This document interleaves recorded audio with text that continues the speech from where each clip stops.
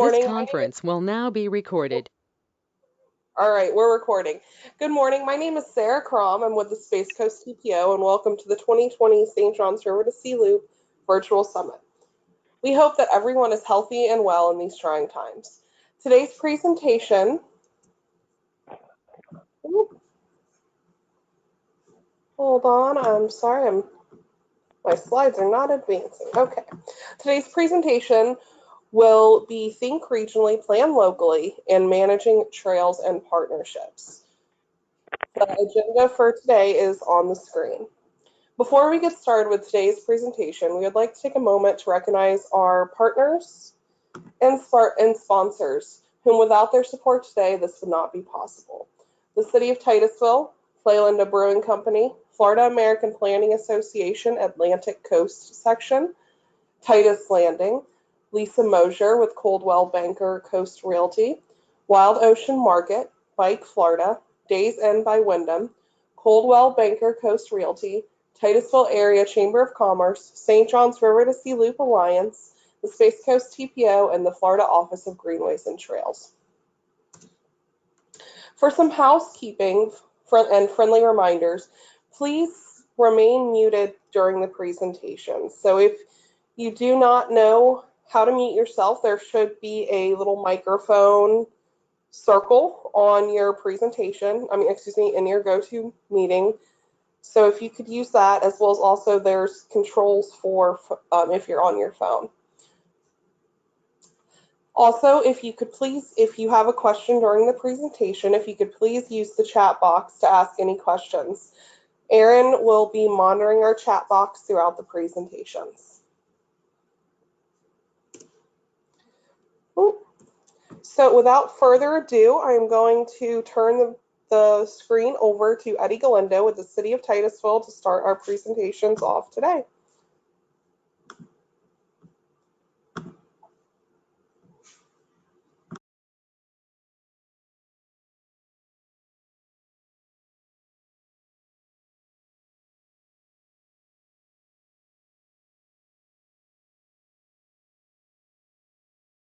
Good morning, everyone. Welcome. Thanks for joining us virtually, and thank you to Erin and Sarah for figuring out this virtual platform for us this morning.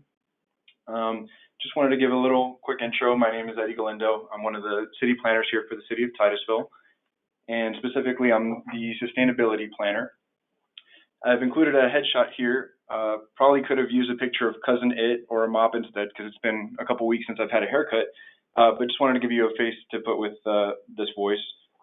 And we've included a couple recent projects that we've worked on here. Resilient Titusville was a strategic plan and analysis for sea level rise and other impacts to the city that was done with the East Central Florida Regional Planning Council with funding from DEP and NOAA.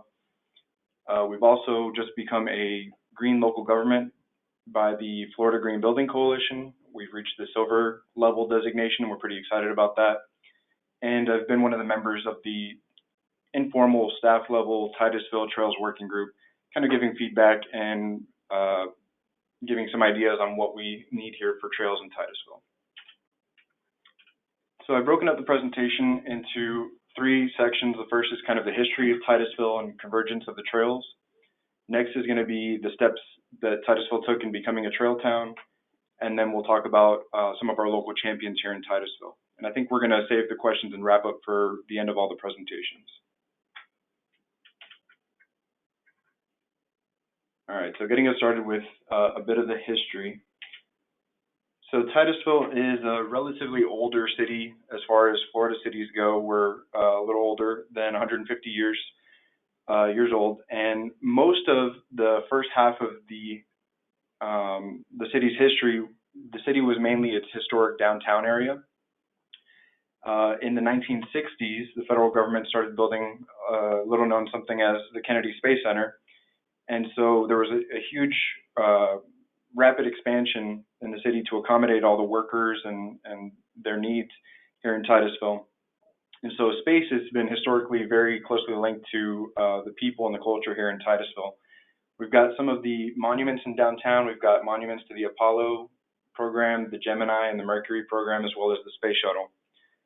So always been linked to Titusville, but of course, with the Great Recession, the shuttle program was axed, and a lot of the workers in Titusville lost their jobs.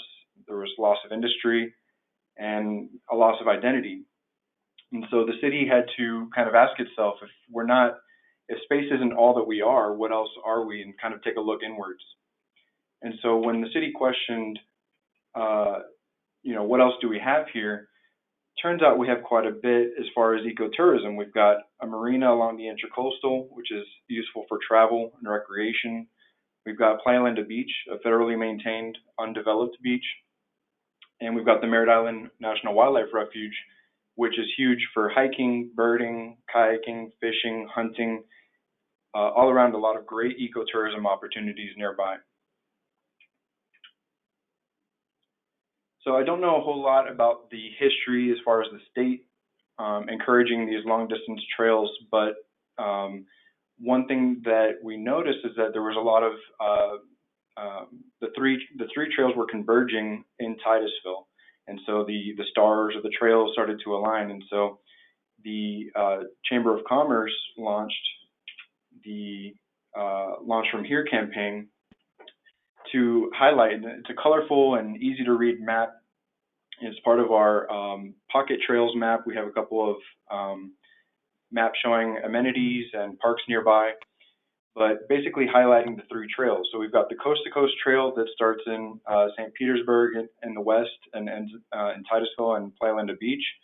We've got the St. Johns River to Sea Loop, of course, with St. Augustine in the north, Palatka, DeLand coming down to Titusville, and then up through Daytona Beach, New Smyrna Beach,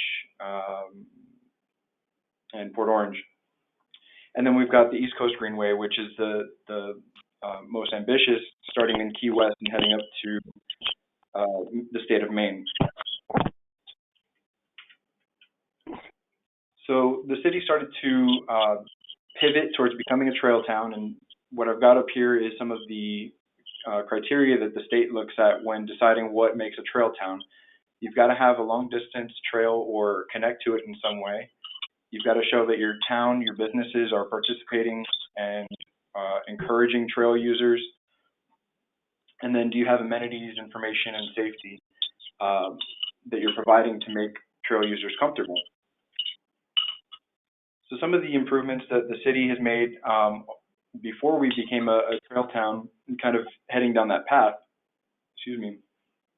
was we created a wayfinding campaign to create some new signage downtown to help visitors find our parks and our while they're using the trail. There's about 8 to 10 of those downtown. And then we've got the downtown trail improvements. This is Indian River Avenue. Used to be a very wide, not clearly marked road. And what we did is with the trail, you can see the trail painted green on the left-hand side. It's now buffered by some landscaping, and then the lanes are narrowed up and more clearly marked. And so that way, travel is a little bit slower through Indian River Avenue now, making it a little more comfortable for the trail users. And then the city also installed the Garden Street State Road 406 bike and pedestrian bridge so that our trail users, when they approach that intersection, don't have to stop and frogger across traffic. They can just continue up and over. And then, of course, our Titusville Welcome Center, recently built. It was very important that our Welcome Center have a commercial component to it. And if you're pivoting to become a trail town, what better to have in your Welcome Center than a bike shop? And so our city management worked with the Chamber of Commerce to establish a rental space, a leasing space for a bike shop, and that's how we got Coast to Coast bicycles. Also, some of the marketing that helped identify us as a trail town, again, very colorful, very easy to read, locating important things on the map like our marina, our parks, and some trailhead amenities. And then in the bottom left, the chamber used yard signs to encourage participation in the huge event that we had, opening kind of the inaugural trail ride and opening the trails to the community. It was a fun campaign with just a lot of riders coming from out of town. And then the city also worked on installing some downtown directory signs, again, to help those who aren't familiar with downtown Titusville figure out what's nearby and if they're looking for a specific business, how to get to it. And so this is a map that we quarterly update to and install in downtown. So this is our designation celebration ceremony. Let me see. Gotcha. So OGT, the Office of Greenways and Trails, saw the efforts that we were making towards becoming a trail town and decided to vote that Titusville should become the state's second trail town in the state. We're very excited about that.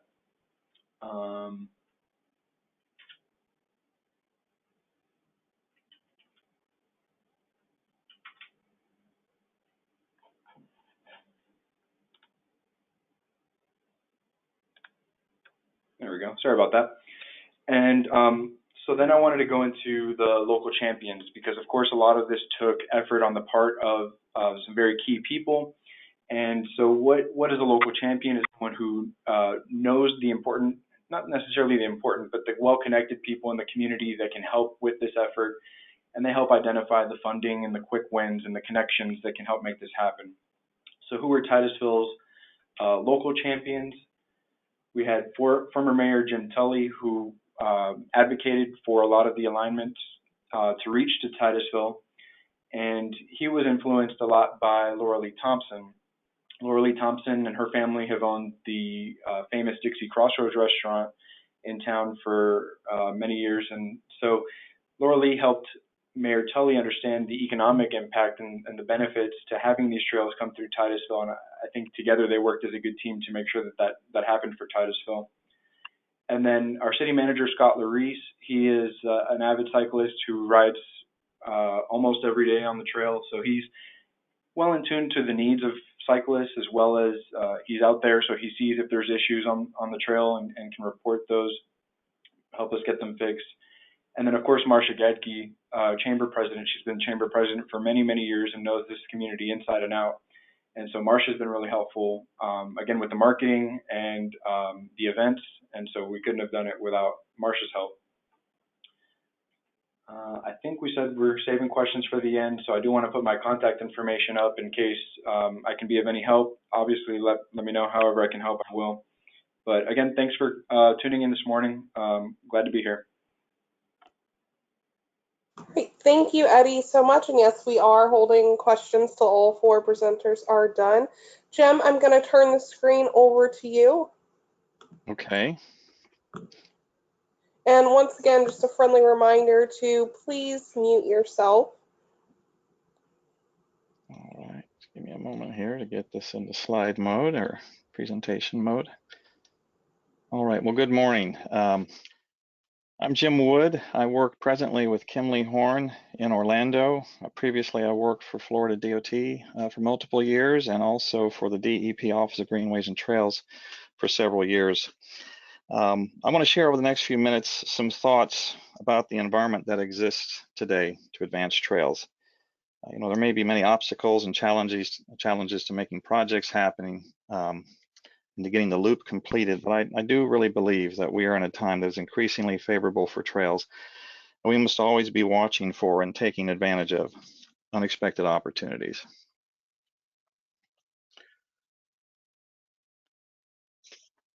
You may be wondering why I put this slide on screen, but during the 2017 Loop Summit, I likened the Loop to an epic film, Lawrence of Arabia.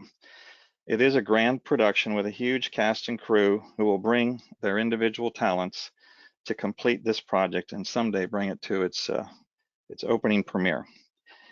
But as in 2017, I want to convey a message of hope and touch on some of many things that have laid the foundation for success and tell the story of where we are today. Sometimes it's important to look beyond and back to understand where we are, so I'm going to look beyond just the region and look at other things that I think are important to understand. Trails have been a part of this land's history. This map, for example, depicts trails from the mid-1800s, a time when non-motorized trails such as the Oregon, Old Spanish, and Santa Fe, were the primary way to move from one place to another. Of course, the railroad entered the scene to provide a new mode of mobility. But interestingly, in some cases, these new corridors followed the prior routes that were laid down as trails. Following rail, roads became the dominant mode for moving people and goods. We've celebrated new segments of our roadway network over the years that provide access across regions in the country. And like rail, roadways in some cases have also followed the routes of past trails. This is Henry Flagler's Florida Keys Overseas Rail Line, which opened in 1912. It was an impressive achievement that extended Flagler's East Coast Railroad to Key West. Eventually, as cars supplanted trains and because of other factors like the 1935 hurricane, the Overseas Railroad was later repurposed into the Overseas Highway, which itself was later replaced by a parallel corridor for US 1. But today, what is old is new. As trails reclaim and rejoin rail and road corridors, the former Overseas Railroad and Highway are now the route of the Florida Keys Overseas Heritage Trail.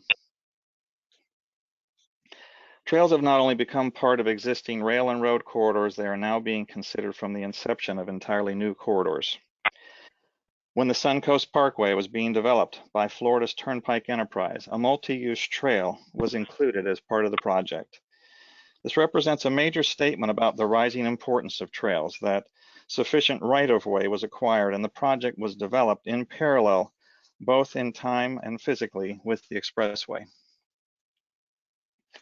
And trails are becoming integrated into many transportation projects at different scales. This is the Capitol Cascades Trail in Tallahassee near the entrance of Florida A&M University. Notice that the trail is just as wide as a single lane of the road, which itself also welcomes bicyclists to share the road. In their ascent, trails are not simply for recreation and transportation. They have truly become multi-purpose. They are a catalyst for community, they are a catalyst for connection. And one great example of that we often talk about is the West Orange Trail in Winter Garden. This is the scene on a typical Saturday in Winter Garden along the trail. And of course, maybe not at this particular moment, we would not see a scene like this with what we're dealing with globally. But in a normal time, many folks will be walking and bicycling into the area to visit the restaurants and the shops. And this is an area that's brought to life, in part because of the presence of the trail. The bicyclist who rides in dines next to the visitor who arrived by car and tells of how they simply rode their bike into town. And this is how people learn and begin to wonder, well, maybe I can do that too. And that really is the power of trails. This is a new development along the West Orange Trail, and in promoting the project, the developer remarked about how the townhomes will provide direct access to the trail and the fact that an entry wall will be replaced by the facades of the townhomes as it turns and faces the trail and not, rather than putting its back to the trail. And I guess we could really think about how happy anyone who's living there now would be during this time of people seeking healthy options for escaping from their home, even for a short time. Today, the CDC is in the news every day for what we're dealing with this global pandemic. But did you know that on a regular basis, they are promoting trails as a public health strategy? So they are an important element of thinking about how we can improve the overall health of our communities. Trails are not only prospering as projects and in the programs that I've started to mention, they're growing in priority in places that matter. At the City and County Commission, the MPO Board, the Regional Council, projects and policies are becoming firmly planted in these types of plans. And this is happening at the state level too. In Florida, the state's priority transportation network is the Strategic Intermodal System, or SIS. This network includes major corridors, interstates, principal highways, rail lines, and hubs such as airports and seaports. And the program of projects is outlined in a series of financial plans that define when projects will be funded. This is important because transportation projects really require a long process to develop, and multi-year fiscal plans can be very critical to laying the foundation for their extended development life cycle. In 2015, the Florida legislature created and the governor signed into law the Shared Use Non-Motorized or Sun Trail program. This new program provides $25 million annually to fund and develop connected statewide network of multi-use trails. Following the passage of Sun Trail, the program was established to mirror its larger sibling, the SIS program. So development of Sun Trails and the funding source behind them are now established in a comprehensive 5-year fiscal plan, which you see here. As projects become part of a broader program, there is stability, predictability, and an opportunity to systematically develop connections in regional systems. So it's very powerful in going beyond just thinking about an individual project. There are many things that have been important milestones in Florida, writing the recent history of trails. The Florida Recreational Trail System legislation starting in '79, the first state corridor purchased for a trail, the St. Mark's Trail. The Florida Greenways Commission plan and the creation of the Office of Greenways and Trails. The first statewide Greenways and Trails System plan in '98. And creation of the Florida Greenways and Trails Council by merging 2 prior councils.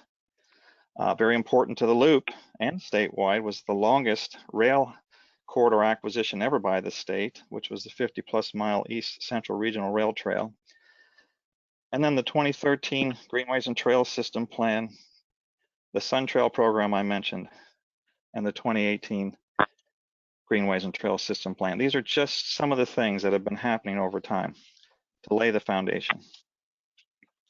Numbers that matter. These are some of those numbers.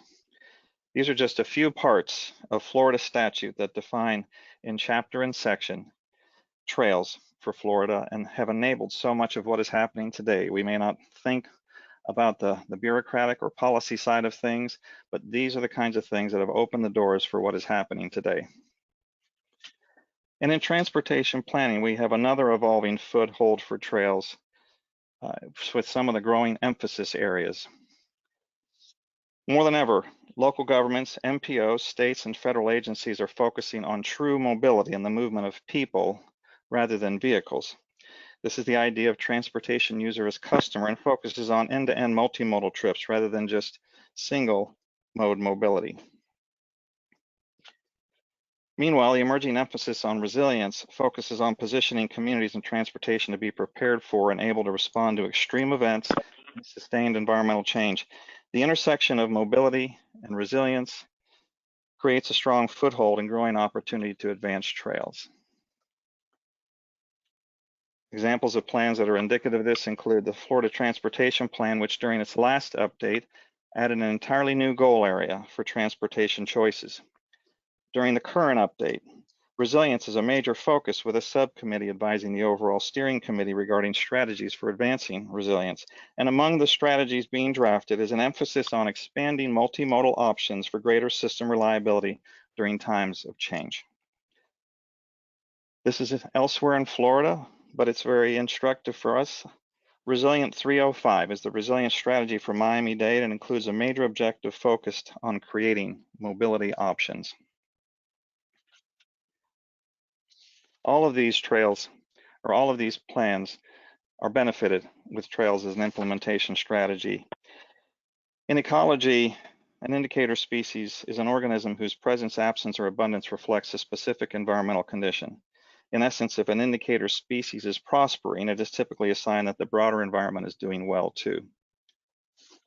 I would say that many projects out there are an indicator species of the good environment and opportunity that awaits for trails and greenways. This is one of them, the underline in Miami-Dade. The project is a repurposing of right-of-way below the Metro Rail and is described as a 10-mile linear park, world-class urban trail, and living art destination.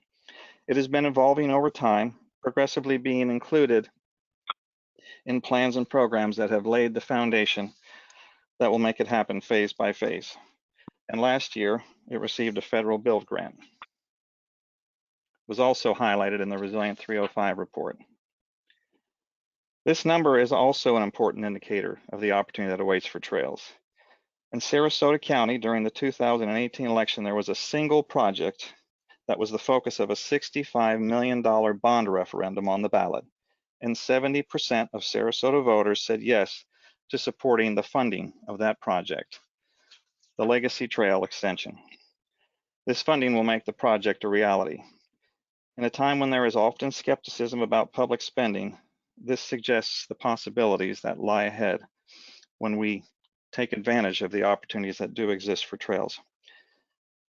Projects like the Underline and Legacy exemplify this new position, but I think we all can easily say that the very existence of the loop and its recognition as a local, regional, and state priority itself speaks volumes about the position of trails too. For trail projects and programs, there are so often the champions. Eddie mentioned this, and I'm so glad that he had included that, because it's so critical that these projects happen, and they happen at the work of these people who try to carry the effort forward. I've been very fortunate to meet so many that are trail champions, and they're all very different from one another, from the citizen to the senator, but yet they've all in common a desire to see trails advance, to work with partners, to secure the progress collaboratively, and try to figure out how to make it all work, how to bring the solutions together. Much like these mythical Avengers, they sometimes face obstacles and disappointments, but they remain unyielding. And that is the beck and call for all of us, I think, to press on, because today and now, with trails reclaiming and joining rail and road corridors, trails being ensconced in plans and programs at all levels, with a strong trail heritage laying the foundation in Florida, emerging opportunities through transportation planning, and the demonstrated success of so many trail champions that have led the way to forge partnerships, new and unexpected alliances are just waiting to be formed. Others beyond the trail community are responding, so we must do well to leverage these opportunities to advance the loop.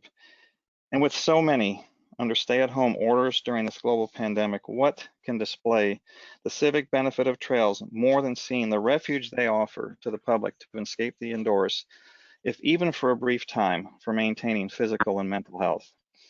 I could say that we need to seize the moment, but I really feel like this is much more than just a moment. I think it is a continuing shift in the prominence of trails in our lives and in society. And so for the St. John's to Sea Loop, it is on each of us to help shape and drive the efforts that will ultimately lead to the many ribbon cuttings that are just waiting to happen. So Sarah, I conclude with that, and we'll be happy to take questions afterward as well. Thank you so much, Jim. That was a wonderful presentation. We are going to shift gears over into our Managing Trails and Partnership section of today's presentations. And Fred, are you ready for, are you ready for me to pull up your presentation, Fred? I am. Can you hear me? Yep, I can. Hold on just one second. Let me get your presentation going. Great, thank you. And you're going to be controlling this, so I'll just say next when I'm ready. Good morning, everybody. And Sarah, thank you very much. And Eddie and Jim, thank you so much for those inspiring talks. I'm a planner with the East Central Florida Regional Planning Council, and we cover 8 counties now. And of course, this was a partnership outside of our region, because we also go into the Northeast Regional Council area.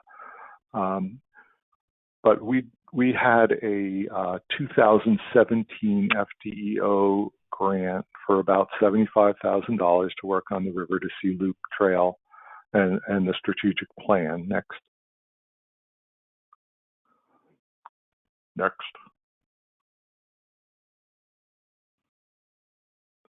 These are some of the partners. We had several state agencies. We had the River to Sea Loop Alliance was a big partner, and of course the Northeast RPC and the 5 counties that the trail goes through. Next. So as I mentioned, it was a FDEO grant. It was to develop a cohesive brand marketing strategy and plan to promote and integrate the St. John's River to Sea Loop Trail through 5 counties. And the plan was to be implemented by the Alliance and their stakeholders, and including the county and city departments along the trail. Next, please. So these are some of the components, and of course, marketing and promotion was a big part of it. We wanted everything to be consistent with branding for the loop. We wanted to have local and regional marketing and promotion, and this included business engagement, local users and tourists both.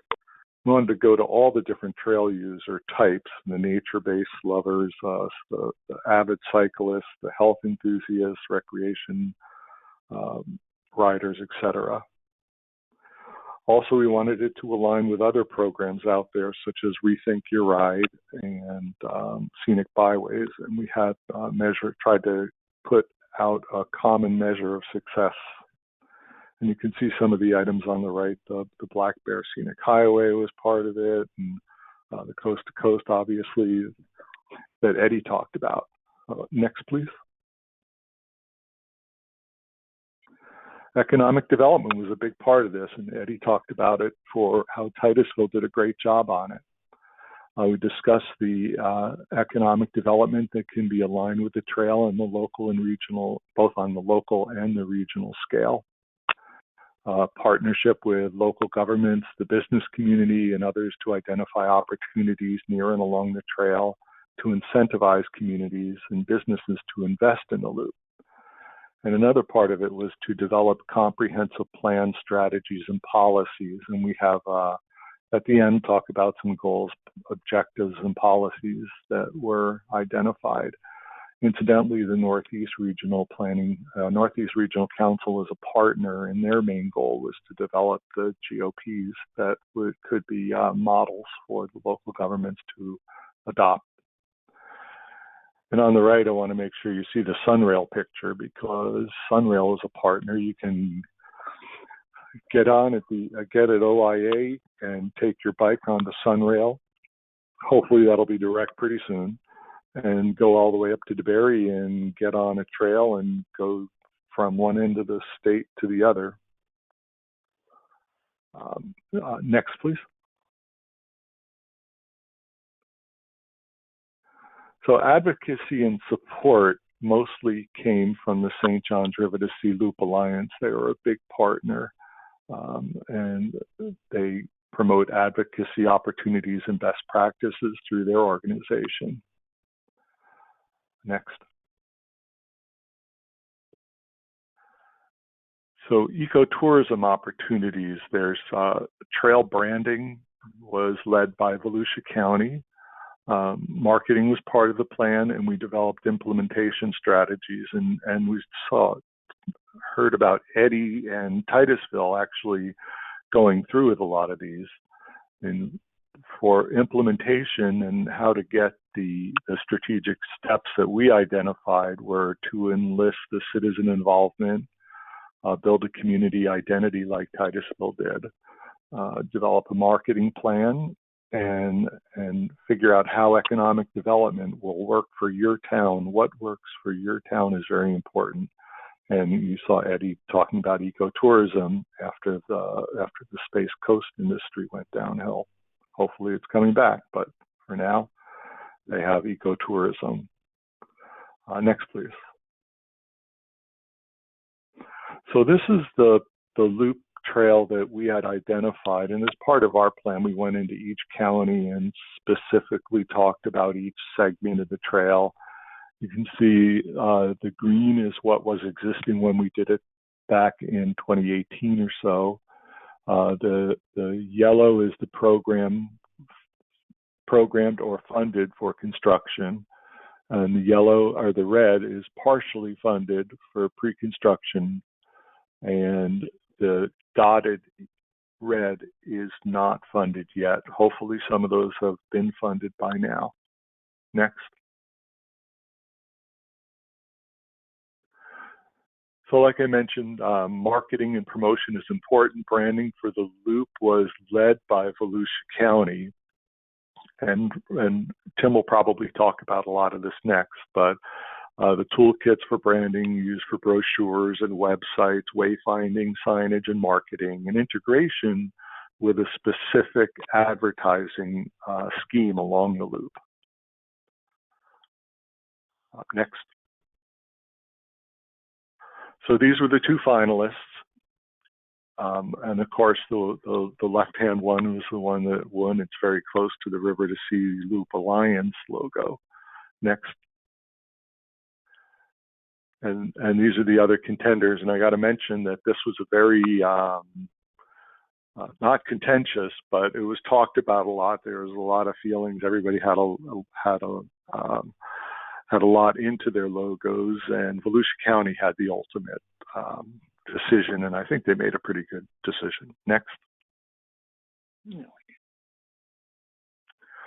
Okay, another large part of our strategic plan that we were funded with from DEO was a mapping task, and this was done by Maggie Ardito from the St. Johns River to Sea Loop Alliance, and she spent a lot of time on this and did a great job. Next. They came up with a lot of interactive maps, and it was an atlas for planning and navigation. You could review comments from other people on the map on the website. You could do screenshots of online maps. You could print out maps by segments. We had story maps with destinations, so you could click on an area and find out what was around it, what you could do around that area. But it had the web links and comment forms for you to make comments, and it was just a really good job, and I urge you to take a look at that when you get a chance. Next. Another component of the strategic plan was agritourism, something that I was not that familiar with, and Herb Hiller was contracted to work on that. So there was one part was loop marketing and promotion for agritourism purposes, and there were farm to table discussions, local business houses, how they could get involved, how bed and breakfasts would fit in there, and you could actually, while you were biking, you could, if you were coming from far away and were spending a lot of time, you could stay at a bed and breakfast and work at a farm and eat from local farmers in the area.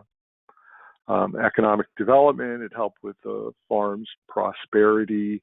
Part of it was to include comprehensive plan items to promote agritourism in the specific counties where this was being done.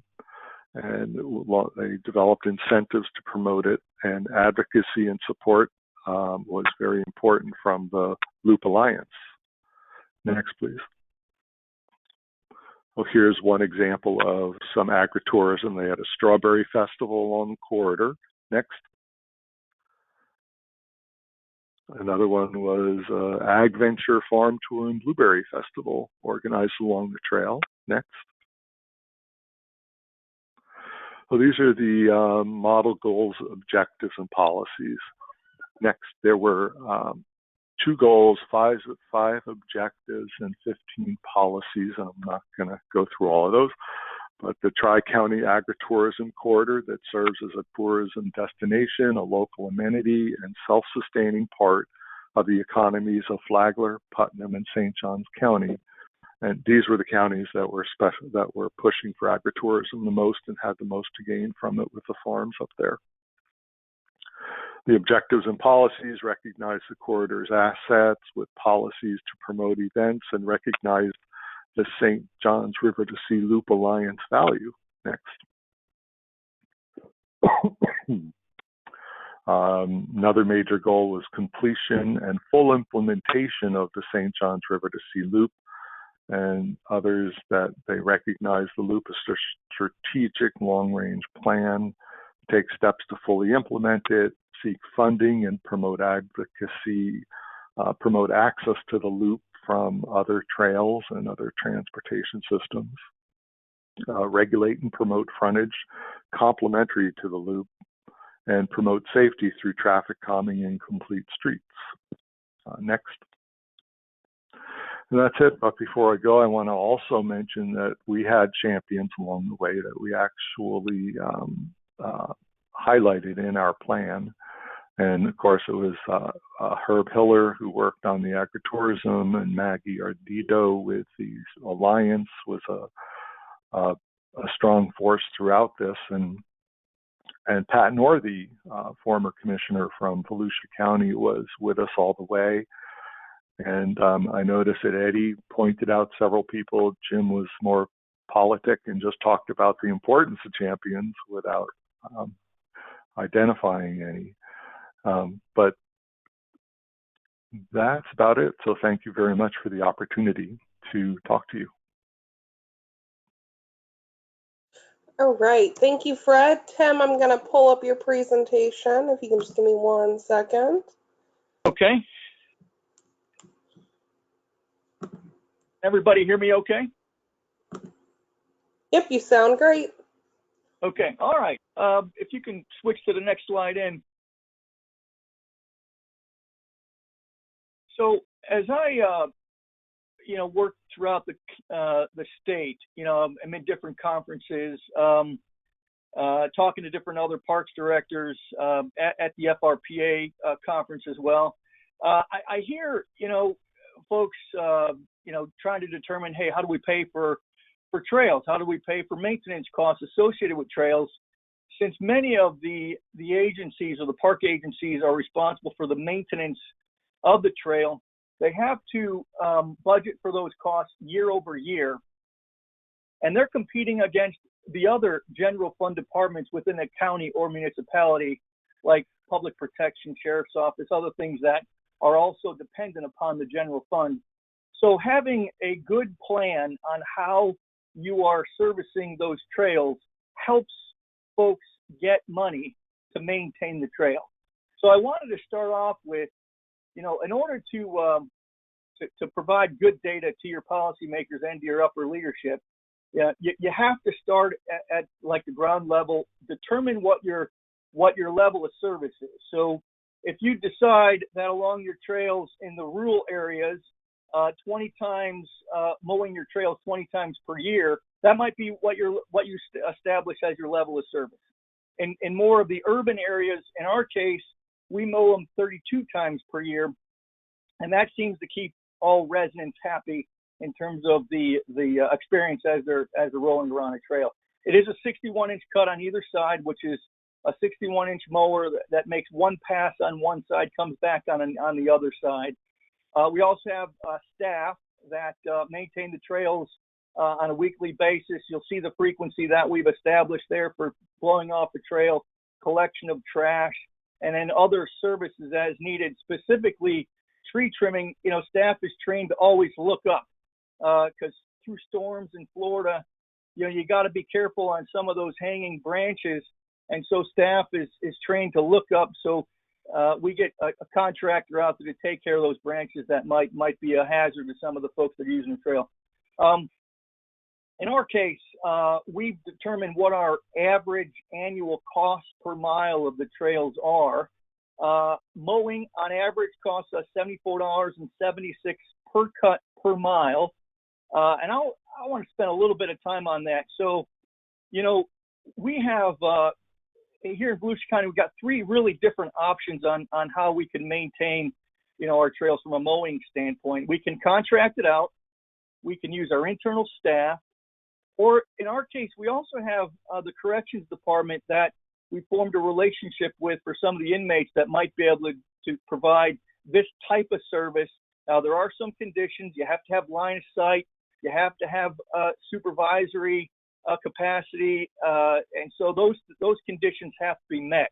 So what we do is whenever we're looking at a particular trail section, I get quotes from corrections as well as our contractors here, and I compare it to what our internal costs are. And then we award it to the least expensive provider of that service. In some cases, it's corrections. In other cases, it's contractors. In rare instances, is it county staff, because the contractors can really do it cheaper than what we can. We can do cheaper on the nooks and crannies inside interior parks, but when they're rolling around the trail, and they're going pretty fast on their mowers, they can just do it cheaper than we can. So at any rate, that's as cheap as I can do it, $74.76 per cut per mile. And then we take care of the trail in terms of blowing off the debris and picking up debris, graffiti removal, trash collection, that kind of thing. So when you're looking at lowering your maintenance costs down the road, I like to stress working with your contractor who's building the trail. So then down the road, after you've assumed the maintenance of that trail, you're not incurring additional costs. And we've learned this kind of the hard way. In some cases, your contractors might get too close to tree roots or might go too deep in their root raking. And then a year from now, you've got dead trees along the side of the trail, and now you're using your general fund to pay for that tree removal to keep the trail safe. So work with your contractors, making sure that they don't get too close to roots, they don't get too deep into their root raking. In terms of design, you're looking at a 6-inch limestone base, 1.25 inches of asphalt thickness. That's traditionally what I see around the state, and that's the benchmark that we use as well. We clear on average about a 32-inch foot wide path as long as I have that. If I don't have that, we make the trail as wide as we can, up to 12 feet. Sometimes I don't. If I'm going underneath I-4, I've got 8 feet. But so we work with what we have. And then in your contract, I would recommend having your contractor be responsible for moving all dead or dying trees before you accept the trail into your maintenance program.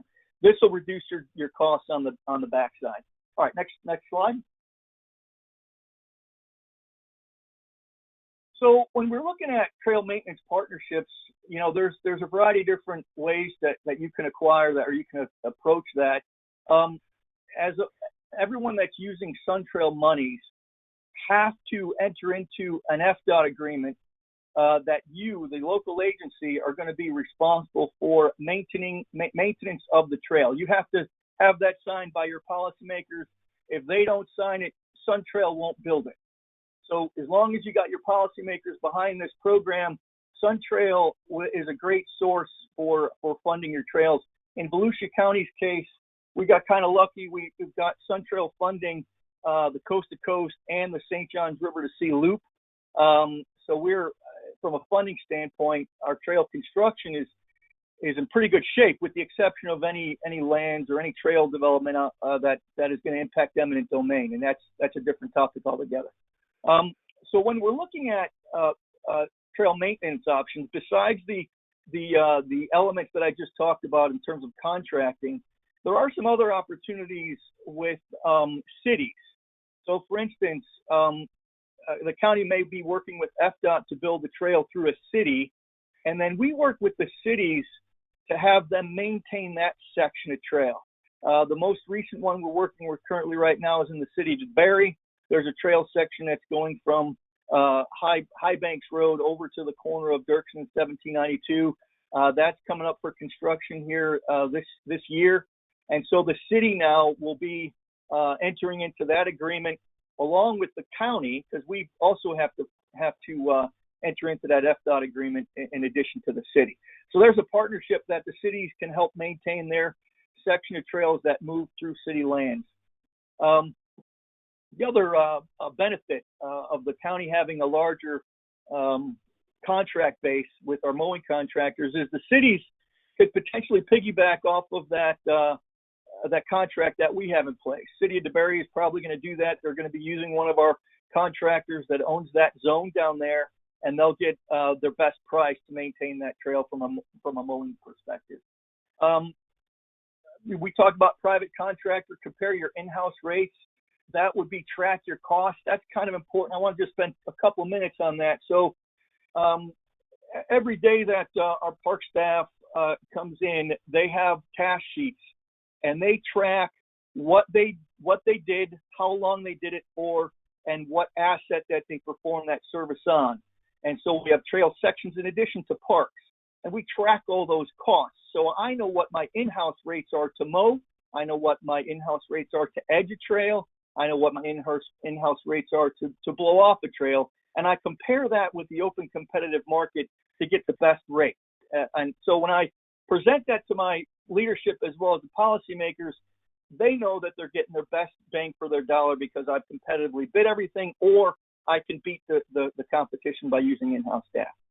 And as I mentioned before, corrections department, they're in some cases cheaper, in some cases they're not. You just got to, compare each segment. Sometimes they just can't do a section because of some of the requirements that they have in-house or in place. So you just got to take a look at what makes the most sense, but they are an option. And then in Adopt a Trail programs, I think we got to spend just 1 minute on this one here. When you're looking at that program, if it's a service that has to be performed for public safety, or from a maintenance standpoint, you got to be certain that Adopt a Trail organization is going to be able to perform those services because they have to be done.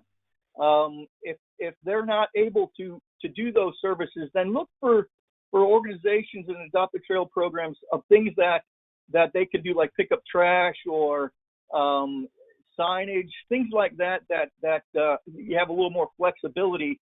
But when it comes to safety, if that group doesn't do that, now you're in a liability situation. So I'm just they're a great asset provided the groups actually perform and they take care of the liability issues. All right, next slide. So when we're looking at other partnerships, the not-for-profit organizations are another alternative. And I could tell you, working with, I'm not sure if Maggie Ardito is on this call or not, but she has been very helpful in coordinating with us, representing the St. Johns River to Sea Loop Alliance. As you'll see later in this presentation, we're using a lot of the information that they've already compiled on their website to benefit our user groups down here. And so they've been a tremendous asset. We share our GIS information. The Alliance also has some tour information, and as Fred mentioned earlier, the agritourism piece. And they also have special events that are listed on their site. And I'll explain how we use that data in here in Volusia County. We also are partnering with the tourist development centers. Georgia is one of the agencies that we partner with. They do a better job at keeping track of all the restaurant and lodging opportunities than I am from a county perspective. They also have funds for advertisement placement. Typically, I do not. They also help coordinate in like 5Ks and 10Ks and even half marathons and eventually marathons. And then they also develop partnerships with eco tour companies that might use the trail, might use another park asset, it might use the St. Johns River. So they're good at that coordination. So they're another alternative partnership as you look at your trail usage. Next slide. So I hear also from around the state, hey, how do we pay for trails? All right, if we're gonna build these assets, how do we pay for them? So I wanted to start off with, the National Association of Home Builders. They back in 2008 said trails are the most desired community amenity that homeowners are seeking when building a home, and locally that still holds true. When I'm looking at some of the developers that are building along our trails, the Junction in DeBerry or Farmington out in Osteen, they have purposefully developed a trail within their community to attach to the backbone of Volusia County's trail. Why do they do that? Because it helps them sell their properties or helps them rent their properties, because that's what people like to do when they're not working. They like to get out into the environment. They have a trail right through their back door. They can walk, jog, and ride their bike. It's a benefit, and people choose properties because they have that asset nearby. Which rolls me into the next point, because that is a high priority. Some of the homeowners and renters, the property values tend to increase when a trail is added. And so that converts directly into the county or the municipality's general fund that offset those operating costs for maintenance. And let me go into greater detail on that.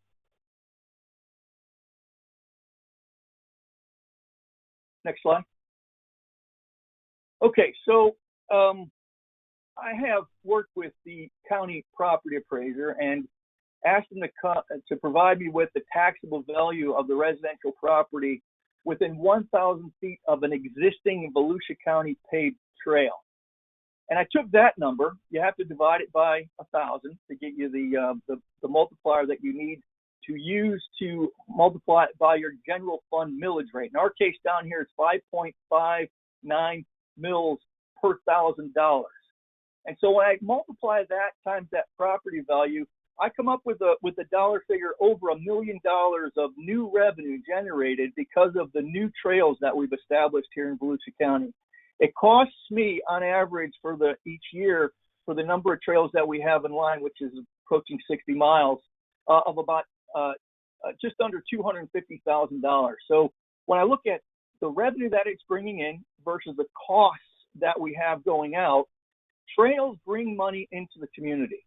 So if you're able to repeat that, to your neighbor, to your friends, to your policymakers, that's a strong driving force to help convince your policymakers that trails aren't a drain on the general fund, but they're actually a moneymaker towards the general fund. Plus, to your resident property owner, when they actually build a trail near their house, their property value goes up. And so whenever they do sell their property, they'll be able to benefit from that increased property value. And I have a home that's in DeBerry. It's not far off the trail. I'm going to say less than a quarter mile. And within 3 months of the trail being connected to the back of my community, my property value went up 9%. And prior to that, it was going up 1 or 2% a year. With that trail being put in place within 3 months, it went up 9%. So it's real. What I would encourage you to do is use your own property appraiser data, using your own residential property values to come up with your benefit in your own community or in your own city, in your own county. It becomes more powerful discussion to your leadership and to your elected officials, as opposed to using generalities. Use your own data. It'll take you farther. All right, next slide. All right, trail signage. So we also look for alternative funding sources for trail signage. Next slide. We applied to the TPO, and we were awarded a grant for the Coast to Coast Trail to put up some trail wayfinding signs. On that slide that you're looking at right now, it gives you, while you're on a trail, it'll tell you your next closest destinations that are in front of you, how far they are, how long it'll take you if you're riding a bike, how long it'll take you if you're walking, and then the distance itself. And that helps when you're trying to make some decisions. If you're on a trail, it'll tell you, hey, do we want to go up to the next site? It helps you navigate your way. Next slide. And then because the TPO funding was a LAP grant, it had to go through FDOT for approval. And so there was a lot of work that went into getting that document approved by FDOT. And so what I'm offering to anyone listening, and I do this, wherever I'm at a conference, is I can put this FDOT package on a thumb drive, and I could give to you for you to provide to your own purchasing agents if you wanted to pursue, using your own sign package. We've done a lot of the legwork, and that information gives you the size, gives you the dimensions, the thickness of the panel it's going on, the fasteners, the color codes, all of the information that FDOT requires, how deep it needs to be in the ground, how thick the pole needs to be. All that detail that took a long time is all there. You could use that as opposed to having to recreate that, and then you would just have to identify your own signs, your own sign locations, and what would be on each sign. So a lot of the legwork is done for you already. I'd be anybody wishing to have that, just email me and we'll get it to you, so you can at least have something to start from and then just modify for your own backyard. And again, the goal here is also to have a branded image on like in this case, the coast to coast. So there is one uniform feel as you go from Brevard County all the way over to Hillsborough County. It'd be one universal feel. That was kind of the goal. All right, next slide.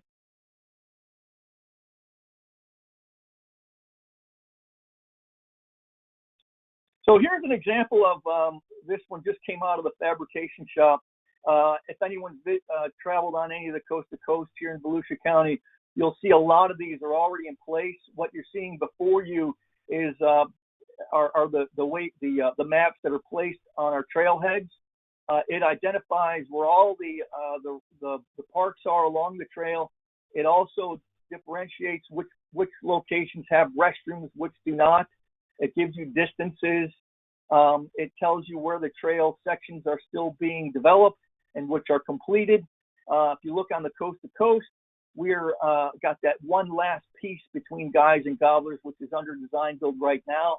That once that's done, then you'll be able to Volusia County will be finished with its coast to coast section, and then you'll be able to travel from Titusville all the way to, I think it's just west of Clare-Cono-Ocoee is where that stops, and I think there's a 25-mile gap there, and then it picks up again and takes you all the way to Hillsborough County. So the other thing that I wanted to touch base on here is that as we build trails and as these connections get completed, we've designed this in such a way where we can just slide these out, put another image over it, because these are just, it's like a rubber film that goes over this aluminum backing. It gets peeled off, and then another rubber backing gets put in its place with the updated trail map that identifies that section that's just completed. It's not all that costly. I think it's right around $200 to do that for each time we build a trail section. We would probably do this every 6 months or so as we build our trails, but we designed it so it would be cost effective for us to keep them current as we go through the building of the trails here in Volusia County. We also, before I leave this slide, I have the Coast to Coast logo, which is the logo that was accepted by the entities that are along the trail, and then we got the River to Sea Loop, because that's also a portion of the River to Sea Loop in South Volusia. That's also that you're riding on, and then it gives you some of the other. If we're riding through a city, it's got the city logo, it's got the Sun Trail logo, and then Volusia County logo. Okay, next slide. So these are both sides of what you'll see on those maps and trailhead at the trailheads. The Go Florida by Trail shows the users of how connected we are. It's not just the St. Johns River to Sea Loop, but it's also the coast to coast, and it's also the heart of Florida. And so when you look at the connectivity that you have, once you get on any one of those trails, it's over 600 miles of connected trail once we're completed, and that's a big deal. And it's getting national and international recognition. There's people from coming from Europe on our trails, and I think as the TDCs catch more awareness of that, it's going to be a bigger and bigger element of the hotel motel section is because of the trails that we have here in Central Florida. Okay, next slide. So the last piece that we received funding for from the TPO grant was our markers and our emergency information. So you see on the bottom left corner there, it's a 6x6 aluminum post. In our case, it's green.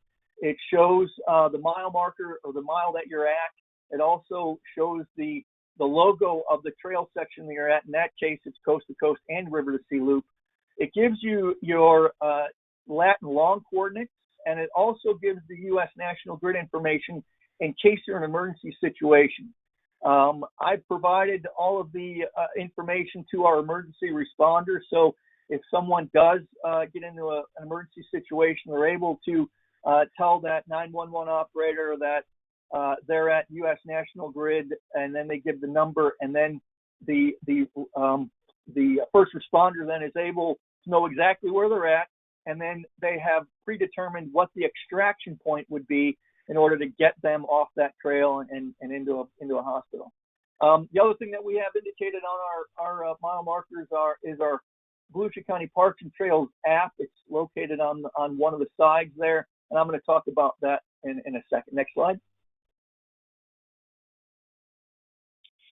So at the Berry Hall, it's where all three of those those sections of trails come together. So it's in southwest Volusia County. We had an opportunity to convert the gift shop there into a Trails Welcome Center.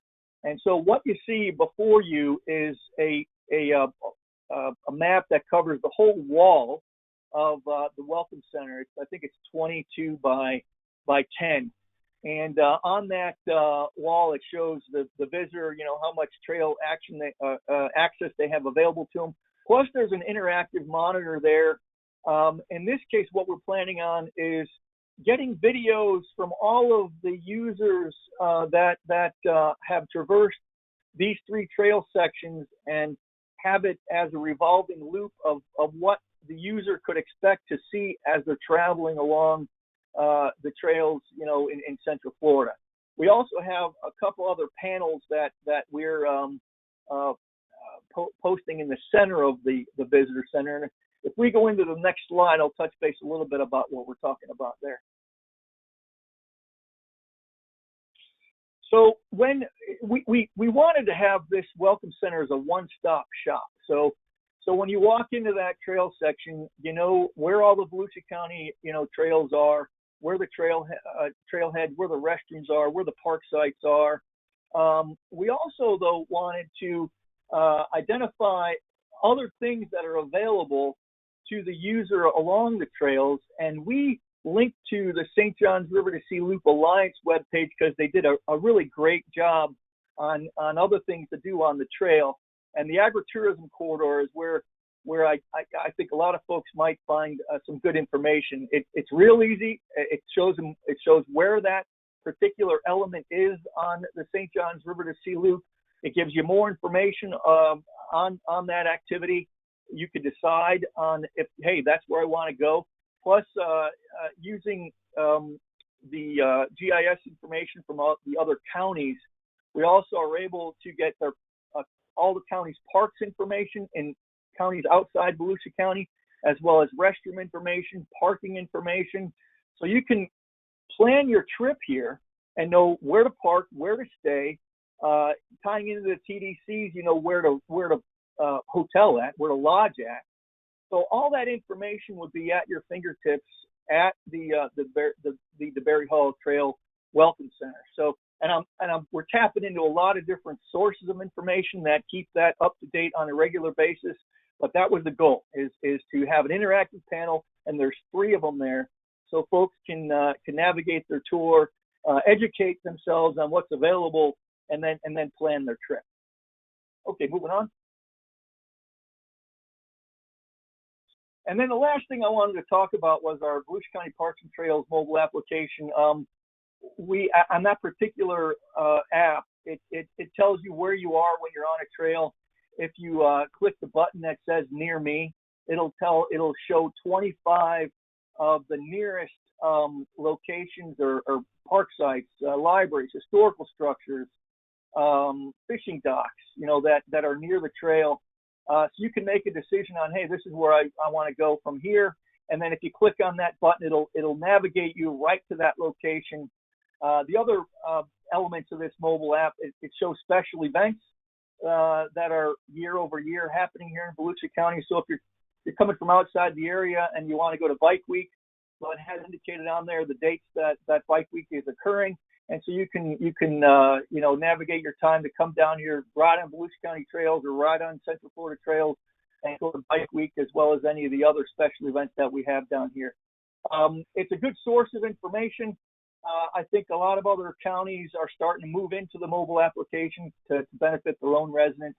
And it also gives you safety information, gives you emergency information, gives you how to deal with a black bear if you come across it, that kind of thing. So other than that, I could take any questions. All right, thank you, Tim, and thank you to all of our presenters. Aaron has been monitoring the chat box. Do we have any questions there first? No, ma'am, we do not. All right, well then we can open it up to any other questions from any of our people online. If you would like to unmute yourself and ask a question, please feel free. We'll just give it a few minutes to see.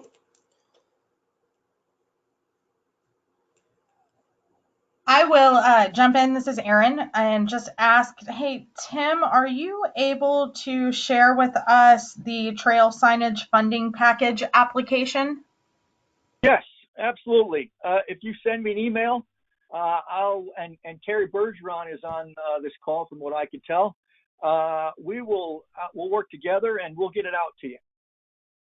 Hey, and by the way, while you mention that, we also have the same TPO grant for the St. John's River to Sea Loop Alliance, and that was a $500,000 award. So as soon as we're ready, we're going to be rolling into the St. John's River to Sea Loop, not Alliance, but Loop, for all the signage on the loop, and I've already got the coast to coast funded, so we can send both of those applications over to you. Thanks, Tim. We'll just give it just a couple more seconds, make sure no one's trying to fumble with unmuting or something.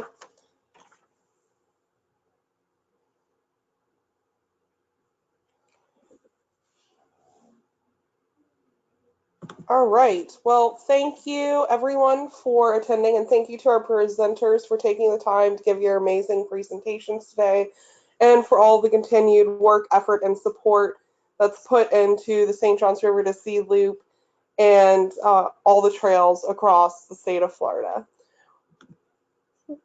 Once again, we would like to recognize our sponsors, the City of Titusville, Flaylinda Brewing Company, Florida American Planning Association, Atlantic Coast Section, Titus Landing, Lisa Mosier with Coldwell Banker Coast Realty, Wild Ocean Market, Bike Florida, Days Inn by Wyndham, Coldwell Banker Coast Realty, Titusville Area Chamber of Commerce, St. John's River to Sea Loop Alliance, the Space Coast TPO, and the Florida Office of Greenways and Trails. Next week's presentation will be April 30th at 10 a.m. once again, and it'll be a special presentation by our keynote, Dan Burden. So we hope you will tune in. Once again, it's completely free, and you're already registered. If you're in today, you just come to the same link. So thank you for joining us, and I hope everyone has a wonderful rest of their week. Thank you. Thank you.